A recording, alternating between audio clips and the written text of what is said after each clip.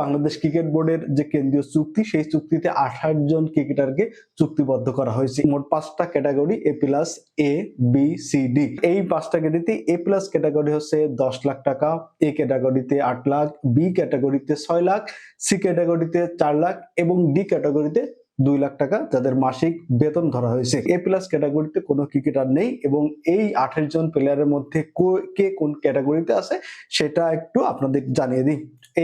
এই ক্যাটাগরিতে আছে মোট মাত্র 4 জন, নাজমুল হোসেন শান্ত, মেহেদী হাসান মিরাজ, লিটন কুমার দাস এবং তাসকিন আহমেদ। আসলে কি মেহেদী হাসান মিরাজ এই ক্যাটাগরির কি থাকার মতো প্লেয়ার? আপনারা কমেন্টে জানাইতে পারেন। তারপরে বি ক্যাটাগরিতে আছে সর্বোচ্চ 11 জন ক্রিকেটার।